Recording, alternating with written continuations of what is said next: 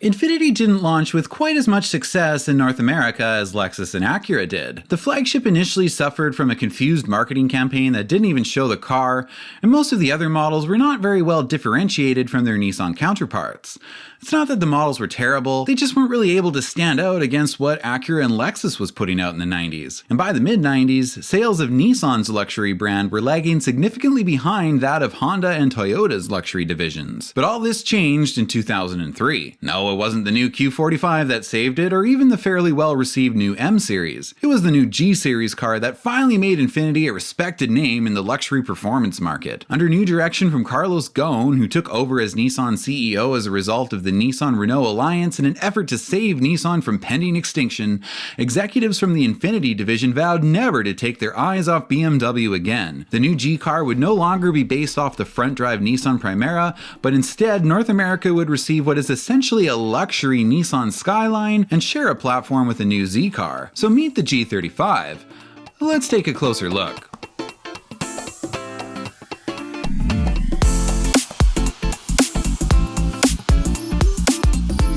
The G35 would be available in both sedan and coupe forms, but the sedan hit showroom floors first in March of 2002, quite early considering it was an 03 model year. So we'll look at that one first. First of all, I think it's a great looking sedan. I mean, look at this. It's quite modern looking for 03. I mean, this could have come out in like 2010 and it still would look good. The interior is fantastic as well. It's got a nice leather-wrapped 3-spoke steering wheel, a classy analog clock with a display above it to show you climate control info, as well as outside temperature and your compass. The gauges are a little plain, but they're fine, and everything is backlit in that amber color that Nissan used in almost all their models in the mid-2000s. The seats in these cars are fantastic. They have quite a bit of bolstering to hold you in place, but they're also super comfortable. I've owned a G35. I used to have an 05 6-speed coupe, and it had by far the most comfortable seats out of any car I've owned. This interior isn't completely without sin though. What is this, Infiniti? This should be a knob.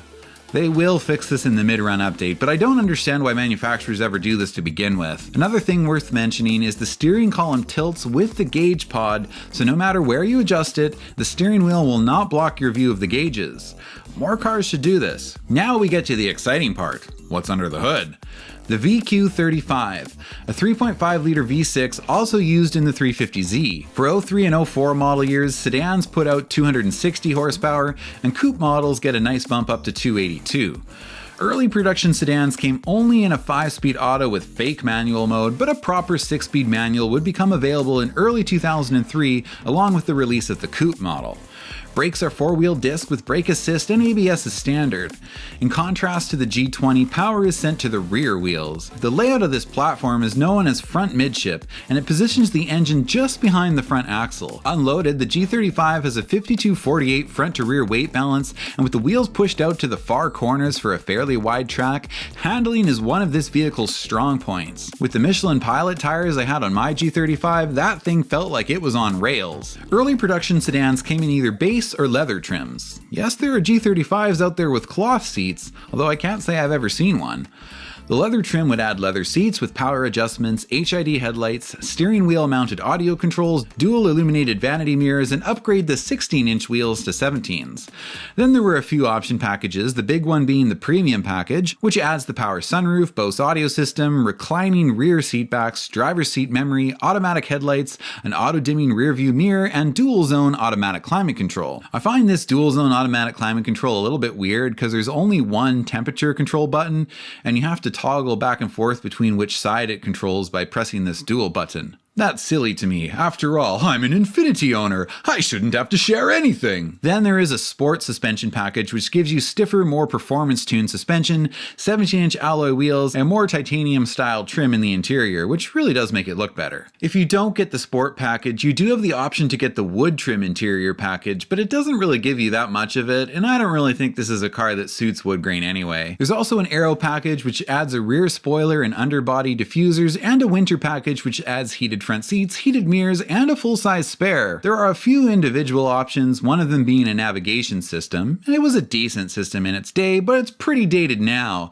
and I prefer G35s without it because in place of it you get 2 extra storage compartments. There's actually a few more things to point out on these early production models because believe it or not, Infiniti actually did their first update to the quote 2003 G35 sedan before we even made it to 2003. Somewhere around November or December, they did an update which changed the trunk lid. You can see the early production models have this little rectangle in the middle where the logo and the lettering is, and then the trunk release button is in that indent below the Infiniti lettering. After the update, that rectangle is gone and the trunk lid has been smoothed out with more widely spaced Infiniti lettering. I think it does look much better. Another thing they changed was the early production models used an engine-driven clutch fan for cooling, but after the update this was changed to electric rad fans. In early 2003, we got the G35 Coupe.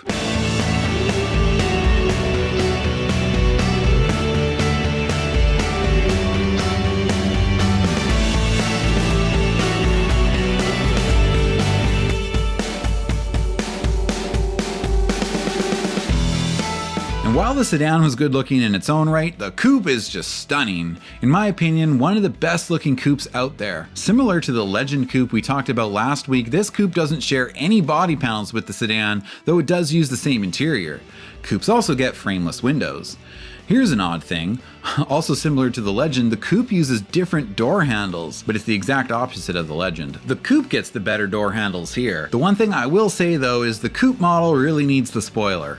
Ah yes, much better. The Coupe comes in 3 trims, base, leather, and 6-speed. Like the sedan, the Coupe has a premium package and an aero package and a performance wheel and tire package. Coupe models also come with a more aggressively tuned sport suspension and a limited slip diff. But the 6-speed Coupe is the one you want. It comes with the performance wheel package, the titanium interior trim, and Brembo brakes front and rear. It also comes with a hand e-brake, which I'm just noticing right now that automatic G35s have a pedal e-brake. With the release of the manual coupe, a manual package was also made available for the sedan. On the sedan, the manual package adds the sport-tuned suspension and the limited slip, too. The 6-speed shifter has a fairly short throw and a really good feel to it. These cars are really fun to drive. One other difference between the coupes and sedans is on the coupes, the rear seat back actually folds down, which is nice, but for some reason, the sedan does not do this and only has a pass-through. With the seats up, of course, the coupe does not have as much trunk space as the sedan, but Infiniti wanted to make sure that you do know that 2 golf bags can still fit in it. So much so, they put a diagram inside the trunk lid to show you how they fit. For 2004, an all-wheel drive sedan model is added called the G35X. This all-wheel drive system keeps the G35 100% rear-wheel drive when driving at a steady speed, but when accelerating, or if the wheels lose traction, the system can send up to 50% of torque to the front wheels. You can't combine the all-wheel drive model with a manual, but that's not really surprising, and to be real, not many sedans were selling in manuals anyway. Most people who wanted a manual like me were going for the coupes. But this is a pretty well-rounded model lineup for the G series, isn't it? Whether you want a coupe or sedan, auto or manual, or even all-wheel drive, the G35 can deliver. A few other small changes that happened for 04 are 17-inch wheels and heated mirrors become standard on base sedans, and heated seats are now part of the leather package, and the winter package has been eliminated. A tire pressure monitoring system has been added to both body styles. 6-speed coupes also get a new center console with an armrest and a second cup holder. Or at least Nissan's press site says this is an 04 model year change, but most of the 03 coupe pictures I find also have the updated center consoles, so I'm thinking maybe this was a mid-year change. After all the Nissan models I've covered so far on the channel, I've learned their US press site often can't be trusted. No, Nissan, the first G35 generation was not from 1990 to 1996. Who should we hire to be our new web design supervisor? I know! That's for me. America Industries. 2005 brings the mid-model update. Oh boy, 2005! Now I get to spam you with pictures of my G35! Well actually, I guess I'll talk about the sedan again first, because most of the exterior cosmetic updates apply only to the sedan. The exterior of the coupe doesn't change for 05 with the exception of these new 19-inch wheels that come on the sport package or as standard on the manual. Really like these 19s, one of the best OEM wheels out there in my opinion. You see, manufacturers' 19-inch wheels actually make sense on a sport coupe. I don't know why you're putting stuff like this on SUVs nowadays though. The sedan gets an updated front end with a new hood, grille, and bumper. It makes the front end look a little more similar to the coupe. On the back there are updated taillights and a new trunk lid, and I think these are all improvements. Inside, both the sedan and coupe get the same updates. There are new gauges that have a little bit more texture to them, and it just makes them look a little more interesting and better, I think. To manual models, they added a programmable shift light. You can set it to whatever RPM you want, and then a little red light will flash up in that top center circle. On automatics, that displays what gear you're in. The clock has been moved up to part of that climate control screen, which is now separated into two smaller screens, which I actually like better as well. Moving down to the climate controls and radio, the cassette player is gone, and both volume and temperature controls are now knobs. Again, a nice improvement. Pedals are now aluminum, and the cigarette lighter has been moved from below the right driver's climate vent to inside this fold-out ashtray, which is a much better location for charging your phone, which is what most people use these for nowadays. Leather and heated seats are now standard on all models. The silver interior trim is much brighter now because it's actually made from real aluminum instead of plastic pretending to be titanium. I would say everything about this updated interior is an improvement. Under the hood, the sedan now gets the 282 horsepower engine, same as on the base coupes, but if you get a manual coupe or sedan, you get a further power bump to 298 horsepower. This is known as the rev-up version, which achieves more power with added variable exhaust timing and a higher redline of 7,000 RPM. Be warned though, these ones do like to burn some oil. Now I've heard that the oil burning issue was fixed or at least improved for 06 models, but I don't know if that's actually true, so G35 guys, let me know in the comments. All I know is my 05 was thirsty. Although I think the previous owner hadn't maintained it well, which obviously aggravated the problem. The sedan now comes in base, G35X, which is the all-wheel drive one, and the 6MT. 6-speed models come with the sport suspension and limited slip as standard, but that can still be added as a package to the autos. The premium package now includes a power tilt and telescoping steering column, and on the sedan it includes rear heater vents and an intelligent key. It's kind of a weird key fob though, because the ignition isn't a push button, it's still a thing that you turn, so I don't know what the point of this is. Keyless entry with a remote was already standard, but I guess this stops you from having to endure the painstaking chore of actually sliding a key into the ignition. Coupes come in just two models, coupe and coupe manual. The 6MT comes with the sport package, and to either model you can add the premium package, which doesn't include the intelligent key on the coupe. Then there is of course the aero package, which gives you the spoiler, that's a must, and the navigation package, but like I said, I prefer them without navigation. To me, the perfect G35 coupe is the 6MT with the premium and aero packages, but without navigation. Things are a little different in Canada. Here the coupes come in three models, base, sport, and sport 6MT, but the sport package includes all the stuff from the premium and aero packages, so there are no separate premium and aero packages on the coupes here. So if you get a manual or an auto with the sport package in Canada, you will pretty much have everything, with the only optional package left to add being navigation, as opposed to the US where manual and sport models don't necessarily have the premium and aero packages. Automatic sedans come in base, premium, and premium with aero packages, so they do have those packages, but again, the manual sedan comes with all of that.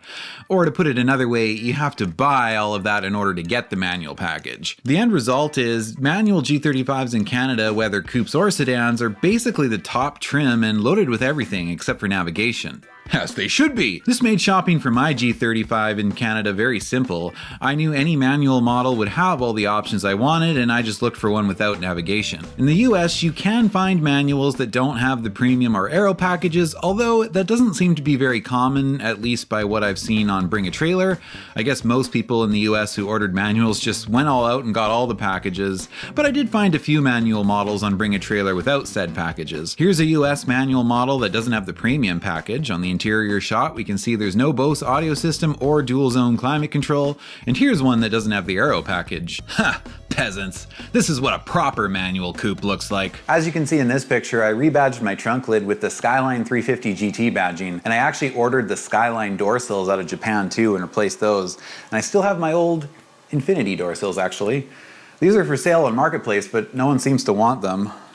Probably because they're broken for some reason. Another change for 05 coupes was they dropped the Brembo brakes. Apparently there was a lot of customer complaints about them being too noisy, and even a class action lawsuit filed alleging premature brake wear. Infiniti owners were also displeased with how much brake dust the Brembos left on their fancy rims. Well, you idiots, that's what happens when you buy the fancy model with racing brakes. That's why it's so dumb to put them on cars that don't actually need it. I'm looking at you, new Prelude. Look, maybe these brakes actually did wear prematurely, I don't know. I had an 05, so mine didn't have them. But I'm going to stand up for Nissan here because I suspect a lot of this is Infiniti customers buying a fancy sport coupe with Brembos to drive to the office, the golf course, and to Starbucks, and then getting mad when his wheels look too dusty when he wants to point out his Brembos he doesn't need to one-up his coworker. This reminds me of working at Honda and dealing with Civic Type R customers who would get mad when I told them the price for those Brembos. What do you mean $1,200? What do you mean you can't machine the rotors? Oh, everyone loves to brag about their Brembos until they have to replace them. Now listen here, you sold me this coupe with Brembo brakes and I'm not happy with it. The brakes make noise. Noise! They should be silent. This is a luxury car. Right, sir. Well, perhaps it's time we upgrade you to a Q series. We have a nice Q45 right here in the showroom and I think you'll find it quite soft, comfortable, and quiet. Oh, I don't know, it's kind of ugly. Well, sir, you won't have to look at it when you're sitting inside it. Anyway, for those of you who want the image of Brembos without the maintenance cost, they make these fake caliper covers. Now, I'm just kidding, don't you dare put those on your car. For 2006, both body styles get Bluetooth added to the premium package, and the coupe actually gets a few more changes. Firstly, there are slightly updated headlights and taillights, and a new narrower spoiler that doesn't extend past the trunk lid. The updated headlights have projector housings, but they lose this little running light strip on the side. The strip is still there, but there's no bulb that lights it up anymore. I like the new projector housings, but I think they should have left that marker light there too. I don't know why they got rid of that. I think the updated tail lights do look slightly better though, and so does the new spoiler. If I ever was to obtain another G35, I think I'd want an 06. One more thing they added for 06 to the coupes was an optional rear active steer package. This package gives the G speed-sensitive power steering and through a range of sensors, directs actuators to change rear suspension geometry. This is a system passed down from the M45 and M35 and apparently improves handling stability and ride quality. Like I said, I already thought my 05 G35, obviously without this system, handled amazingly, so I don't know if it's really necessary. But I also do remember mine being very rough over bumps, so maybe this helps with that when you're not driving it hard. I'm not sure. If you've driven one with this suspension system, you can let me know in the comments if it's worth it or not. Now things get a little weird in 2007. The coupe actually continues into 2007 pretty much unchanged, although I don't think they sold very many of them. 07 is a very rare model year for coupes. But the sedan actually enters the next generation in 2007. So I'll put the chapter break here and we'll move on to talk about the V36.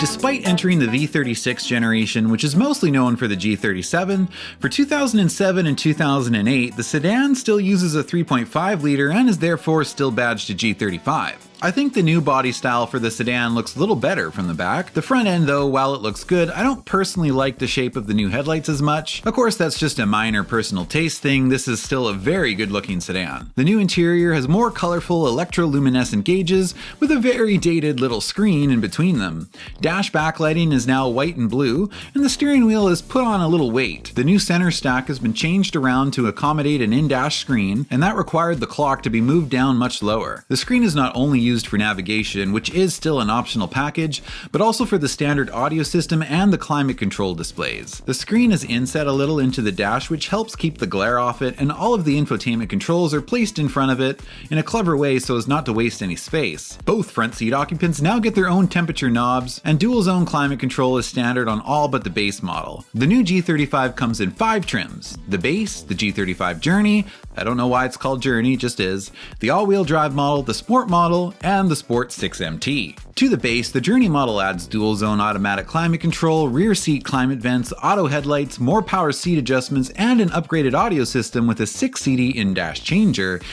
You know, an in-dash CD changer was standard last year, just saying. The all-wheel drive package adds, well, obviously all-wheel drive, but also heated front seats and mirrors. That was also standard last year, just saying. The G35 Sport gets you the limited slip diff, 18-inch wheels, larger brakes, a unique front bumper and side sills, sport seats with a thigh extension and aluminum pedals. Oh, and magnesium paddle shifters. Now you guys know how I feel about paddle shifters, but I'll give them some credit for at least making them proper paddle shifters that attach to the steering column and not to the steering wheel like you usually see. And anyway, I can't be mad about it because they're also offering the Sport 6MT model, which includes all the normal sport package stuff, plus a proper 6-speed manual and a hand e-brake. Option package wise, there's again a premium package which can be added to all the trims except the base model and includes a power sunroof, premium Bose sound system, heated front seats and mirrors, a power tilt and telescoping steering column, driver's seat, steering wheel and mirror position memory, and Bluetooth.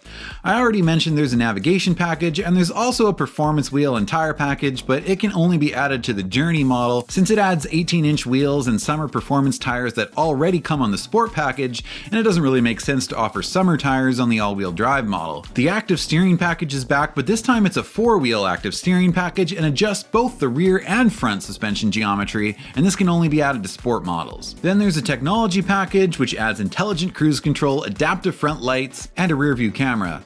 You better pray those sway headlights never break, because you don't want to know how much these headlight assemblies cost. If you have to look at the price tag, then you shouldn't be driving an Infiniti. Go buy an Altima, you peasant. The spoiler is a standalone option which can only be added to sport models with the premium package, and other standalone options include the power sunroof, satellite radio, rosewood interior trim, and 17-inch chrome wheels. An intelligent key with actual push-button start is now standard on all models. Under the hood is an updated 3.5 liter, the VQ35 HR.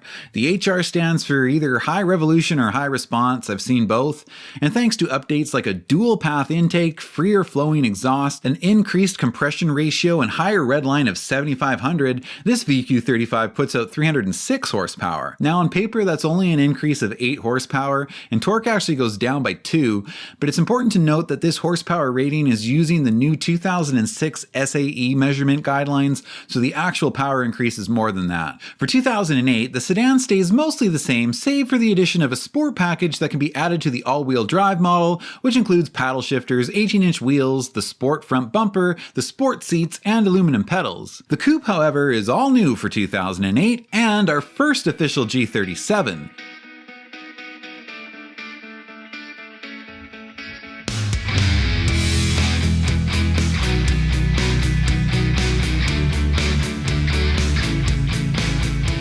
It's powered by the new 330 horsepower 3.7 liter engine and features Nissan's new and improved variable valve timing system known as VVEL, which stands for Variable Valve Event and Lift. Although torque doesn't increase much with this new engine, and peak torque actually arrives later in the RPM range, the VVEL system flattens the torque curve across the RPM range and actually results in better throttle response and torque at lower RPMs. For 2008, the auto transmission is still a 5-speed with the paddle shifters if you get the sport package, but of course you really should be getting this coupe with the 6MT sport package. Looks wise, while the coupe certainly looks related to the sedan, it again doesn't share any body panels, but does use pretty much the same interior. The trims and packages for the coupe are pretty much the same as the sedan, except there's no all-wheel drive model, at least not yet. There is now a wood trim package for the coupe, but you can't combine it with the sport package. Now, a few things happened in 2009. First off, the sedan gets the 3.7 liter and is now officially a G37 as well. The sedan makes just slightly less power than the coupe, rated at 328 horsepower and 269 pound-feet of torque. Automatic models for both the sedan and coupe use a new 7-speed transmission, and an all-wheel drive model is added to the coupe. In June of 2009, Infiniti adds a third body style to the G series lineup. Meet the G37 convertible. I have to say, the G37 does make a nice looking convertible. The convertible has similar trims and packages to the coupe, except there's no all-wheel drive model and no active steering package, but it is available in a 6-speed manual sport trim. There was a very limited run special convertible Premier Edition with a production of only 200 units that was available initially through the 2009 Bloomingdale's holiday catalog. What? You could order a G37 from the Bloomingdale's catalog? Unfortunately, while I found some pictures of said 2009 catalog online, no one took pictures of the Infiniti ad in it. In fact, I couldn't find any pictures of the Premier Edition convertible at all. I guess not surprising considering how rare it is. I did find one YouTube video featuring a Premier Edition convertible for sale at a dealership, and that's all I can show you. And I can't really even show you too much of it because I don't want to get a copyright claim. The Premier Edition had red leather interior and special red-toned maple wood grain trim, a black grille, and 9-spoke 19-inch wheels. This midnight black grille would become a standalone option available to all models with the 2010 update. Again, I appreciate the completeness of the G-Series lineup.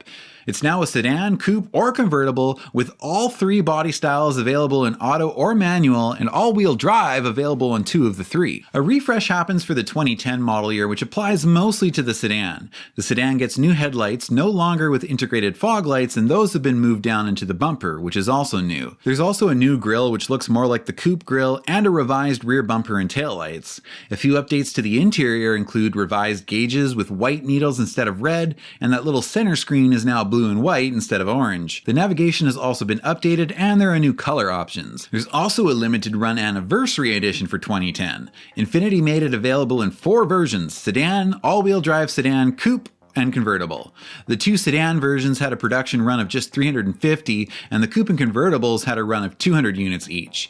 Anniversary models include the Sport, Premium, and Navigation packages, and except for the all-wheel drive sedan, the Active Steering package as well.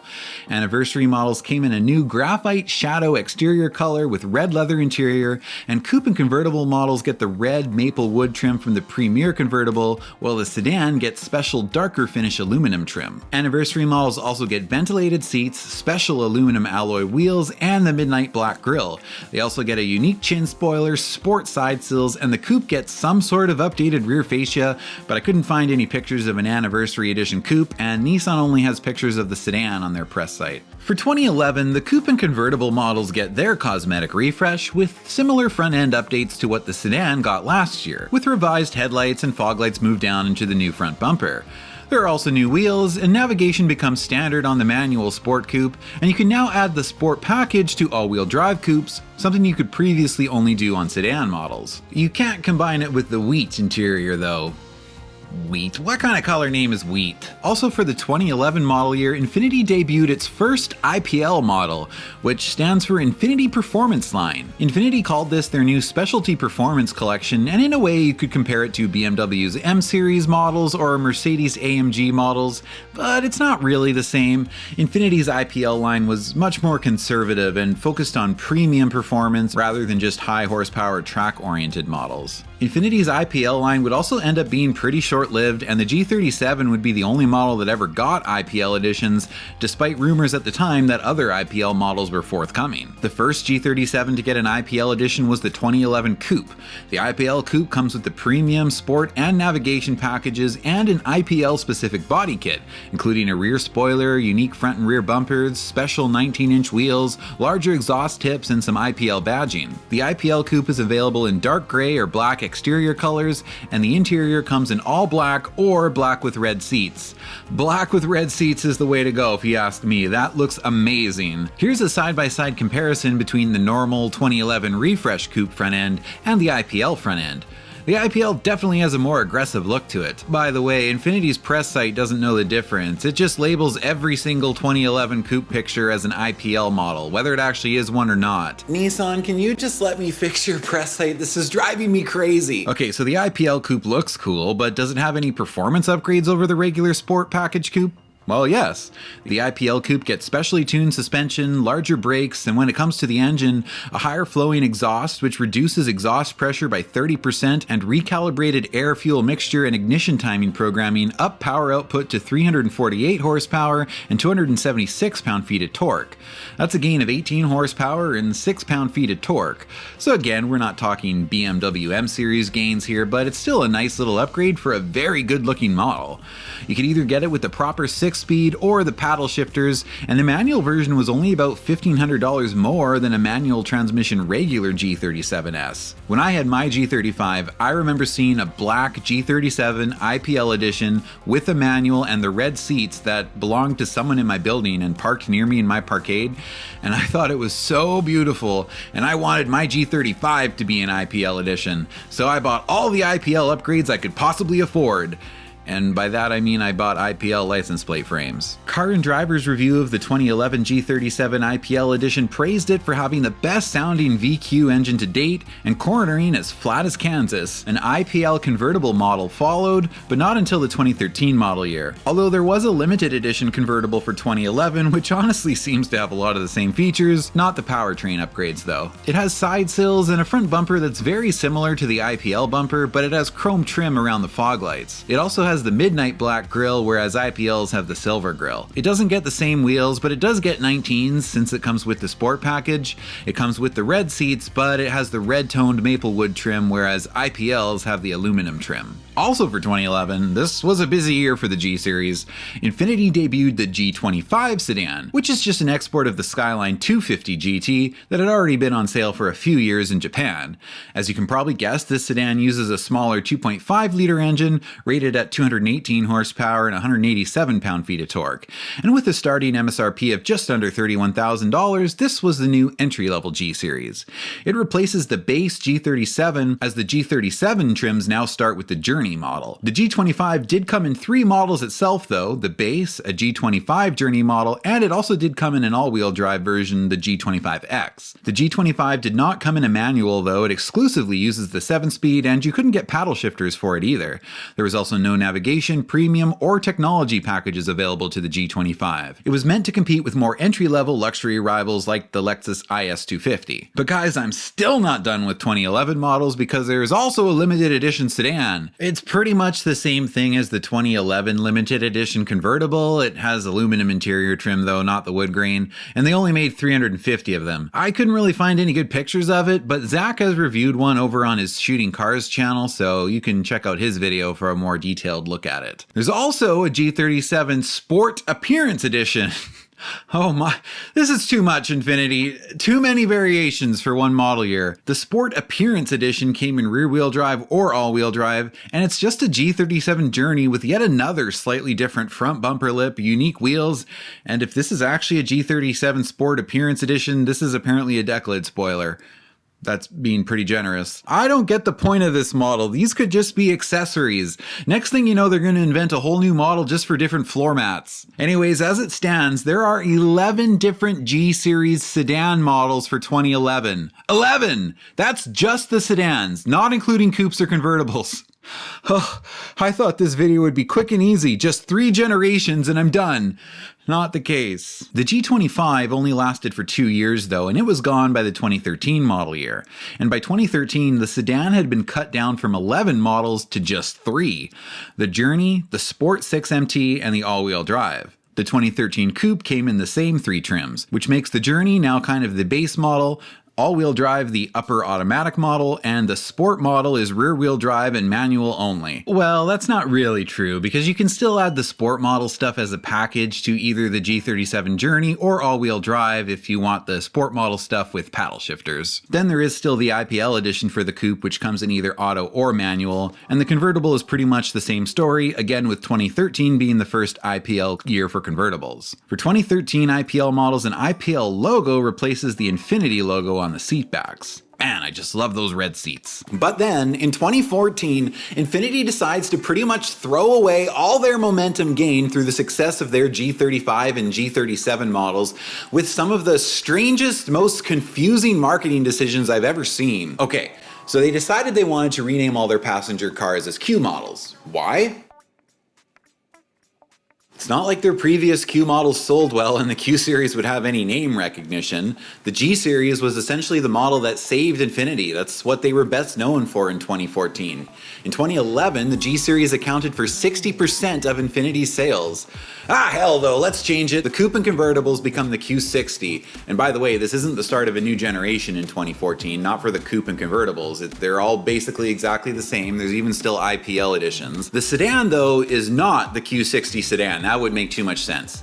And I know many of you are saying, well, it became the Q50. Well, yes, it did. However, the Q50 sedan is the next generation. It's a V37, and it does go on sale for the 2014 model year. But the V36 sedan also stays on sale throughout 2014 and into 2015. Okay, so they want to keep selling the old model for a few more years. You'd think they would just leave it named the G37, but no, they changed its name to the Q40. So now you have the Q40, the Q50, and the Q60. One of them is a new model, the other two aren't, and the numbers don't have anything to do with the engine displacements anymore. Why didn't they just leave the coupe called the G37 until its redesign in 2017? And why make a new name for an existing sedan that you're only going to sell for another year and a half? I mean, seriously, who's in charge of the marketing and product naming over at Infiniti during this time? America Industries. Well, it wasn't Kramer actually. He probably would have come up with better names. It was this guy, Johan. I'm not attempting that last name. He took over as head of Infiniti division in 2012 and decided to change all the names because he thought Infiniti needed a new identity. And according to him, this change would, quote, promote consumer familiarity with our model range. No, you did the opposite, bro. Nobody knows what a Q50 is. Everybody knows what a G37 is. Anyway, this guy only stayed at Infiniti for 2 years. He left in August of 2014 to become CEO of Cadillac. What a jerk. This dude just comes to Infiniti, screws up all their model names, then bounces? Maybe this guy was working for Cadillac the whole time, actually. So anyway, the Q40 sedan comes in just 2 models, base and all-wheel drive. There's no more sport package or manual models, and there's only 2 option packages you can add. Navigation Plus, which also comes with an upgraded Bose audio system, and a moonroof. It's kind of positioned below the Q50. This is how these new model names actually work. The number designation is supposed to represent where it is in the model line hierarchy. So the Q50 is higher end than the Q40, the Q60 is higher end than the Q50, although that doesn't really make sense for 2015 because the Q50 is new and the Q60 hasn't been redesigned yet, but anyway, as far as the coupes and convertibles go, like I said, nothing really changes for 2014 except for the name. They did add a 3.7 liter badge to the fenders, I guess to let people know that these used the 3.7 liter. You know what badge also let people know these were the 3.7 liter? For 2015, they discontinued all the IPL models. The Infiniti Performance line was very short-lived. They do add another limited sport model in either auto or manual. It's really pretty much the same as all the other limited models I've talked about so far. It adds fancy wheels and tires, the midnight black grille, sport tune suspension, no actual powertrain upgrades. You know the drill at this point. It's a real limited model, so limited it comes back every couple years. This one actually gets black wheels and black mirrors and a black spoiler, which I actually think looks kind of dumb. The last V36 generation model year was 2015, but they sold so few of them that Infiniti forgot they made them. I really don't know why they didn't just wait till 2017 to change the coupe name. Why would you change every single model name at once? At least when Acura made their dumb model name changes, they did it at the start of each model's new generation so consumers could keep up with the changes and you didn't have platforms that just randomly changed names in the middle of their run. Anyway, I'm going to cover the Q50 and Q60 in this video too. I'm already talking about them, so let's finish this model off. V37 chapter, engage.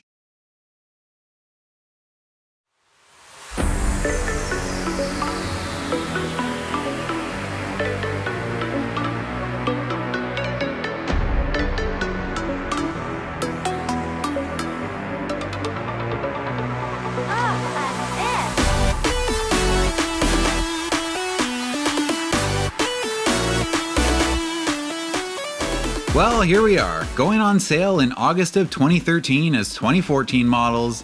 Meet the Infiniti Q50, the successor to the G37 sedan. Now, when this car first came out, I thought it was pretty good looking. There's nothing too special about the back, it's a little generic, but the totally new aggressive looking front end I thought was really cool. However, a decade later, after Infiniti put the same front end on every single soccer mom SUV they sell, it's kind of ruined it for me. I'm kind of sick of this front end now, honestly. But alright, let's pretend I'm seeing it for the first time again. It's a good looking sedan, no doubt. It's like the G37 bought itself a fancy new suit. It really kind of is like that actually, because under the hood is still the same 3.7 liter with the same power output.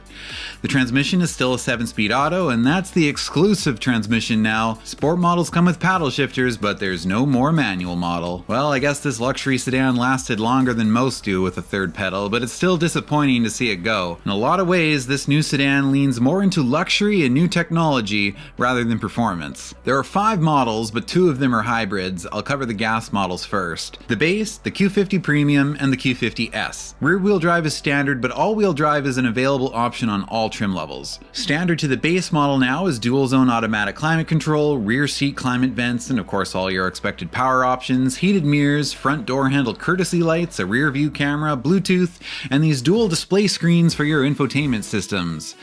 But navigation's still not even standard. It's a package available to premium and above models, so what the hell do you need 2 screens for? Our new Infiniti InTouch 5th generation telematics, we will be expanding the capability of the system, and it's going to be the heart of the car. The young premium consumers who are entering the marketplace now are totally consumed by their devices. Well, he's right about that. You know what else is not even standard yet? Leather. Standard on the hybrids and the Q50S, but optional on the premium model and not even offered on the base. Heated seats are standard on the premium and above models, and there is a heated steering wheel that comes on premium gas models and both hybrid models. Over the base model, the premium trim adds heated seats, a 10-speaker audio system upgraded from 6, a moonroof, an auto-dimming interior rearview mirror, and the privilege to add more option packages.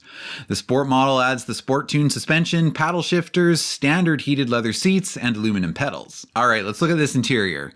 No one is going to be surprised to hear me say I don't like the dual screens. I don't mind the top screen for navigation and your backup camera, Bluetooth and all that stuff, but I'd rather have this bottom portion be more physical controls, or I don't know, some nicer trim pieces. Or an analog clock!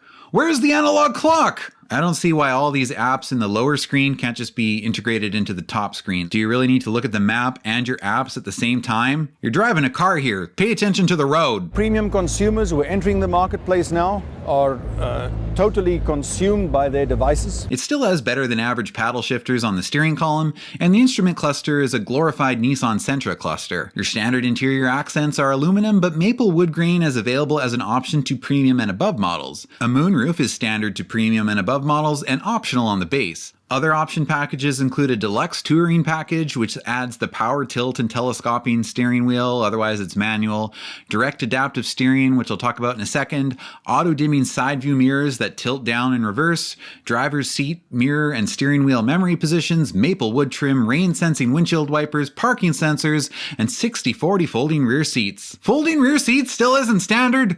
Come on, Infiniti, that's standard on a Civic. Terribly sorry, sir. We need a bit more room for some of your larger purchases. We might need to fold down your seats to get you loaded up. Would you mind letting me know where the release lever is? Never mind, I'll come back for it. Alright, so what's adaptive steering? Well, it's steer-by-wire. Just like drive-by-wire, which does away with a physical cable connecting the throttle body, steer-by-wire removes the mechanical connection between the steering wheel and tires. It also removes any sort of road feedback and real steering feel. The car will essentially have to fake it for you now and increase steering resistance with speed. Of course, the feel of the steering can be customized with the different drive modes. Call me old school, but I like to actually physically feel the road, not the computer system faking it for me, and I just feel better with a physical connection between my hands and the steer tires. I don't trust them, they're computers. Next, we have a technology package that adds the adaptive front lighting, automatic high beams, blind spot warning with intervention, intelligent cruise control, distance control assist, forward collision warning, lane departure warning, and forward emergency braking. So a bunch of driver's aids basically. These packages are available to premium or sport models. Lastly, available only to the hybrids, there's a deluxe technology package, and to the other tech package it adds maple wood trim, rain sensing windshield wipers, the auto dimming tilt mirrors, parking sensors, and a surround view monitor with moving object detection, which is essentially Nissan's version of a 360 camera that alerts you if there's a moving object nearby. Both technology package also come with something called an eco pedal. I didn't know what that was, so I looked it up. The Eco Pedal system helps assist the driver to improve fuel economy by increasing the force needed to press the accelerator pedal. Aw, hell no. There are also two 19-inch sport wheel and tire packages, one for rear-wheel drive models and one for all-wheel drive models. Items like the spoiler, midnight black grille, and ambient lighting can be added as individual options. Alright, so what about the hybrid powertrain? Well, it uses a 3.5-liter engine paired with an electric motor, and net system power is rated at 360. There are also two specialty designer editions, one designed by Zach Posen and one designed by Tom Brown. I guess they're fashion designers. I'm kind of a fashion designer myself. Anyway, the Mr. Brown one has a completely chrome exterior, which I mean, I guess if you want to peacock yourself down the street, that's the way to do it. This is like the car version of wearing an Ed Hardy shirt. Inside there's a bunch of really tacky stripes on the seats, even around the door openings. Oh, Stick to clothes, bro. It's got wood trim interior and a sterling silver ring on the automatic gear shifter. You also get some luggage. I'll take the Lexus coach luggage, thank you. Zach's version is actually a little better. The exterior is silver on the front that fades to a darker charcoal color on the back. Inside he went with red leather. I can get behind that. Looks pretty good. He also went with wood trim, and then there's some maroon colored glittery sparkle material on the center console armrest and on the doors. I could definitely see this interior appealing to female buyers though, which is probably most of Infiniti's market anyway. It also looks like it comes with a purse or something. If you ask me, all cars with paddle shifters should come with a purse.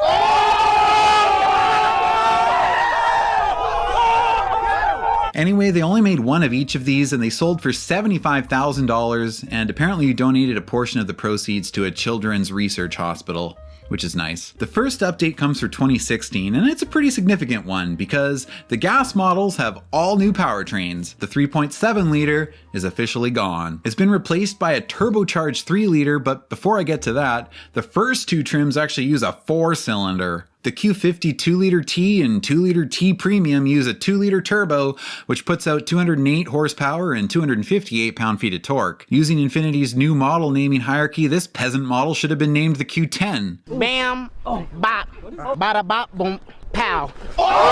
One thing I didn't know is this is actually a Mercedes engine. Up from that, there is the 3-liter Premium and the 3-liter Sport model. And on these models, the turbo 3-liter puts out 300 horsepower and 295 pound-feet of torque. The new top trim Sport trim is called the Red Sport 400. Really? You guys got rid of the IPL trim for this? This one puts out some decent power though. It's also a 3-liter turbo, but tuned up to 400 horsepower and 350 pound-feet of torque. It's still paddle shifters only, but that's the era we're in now. There's just one hybrid model left in premium trim with the same powertrain as last year. These engines are all direct injection now, by the way, and the 2-liter comes with auto idle stop. Would you believe that still only Sport and Red Sport models have standard folding rear seats? You have to buy a Premium Plus package to get that on the other models. Direct adaptive steering is still an optional to 3-liter Premium and above trims, and there are actually quite a few option packages now.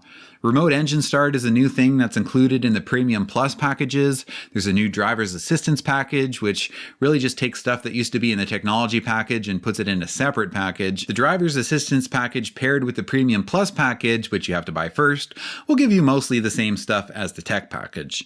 A spare tire is an option now, only available to the 3-liter Premium trim, as all models now come with run flats. But now as we get on to the 2017 model year, it's time to talk about the new Q60.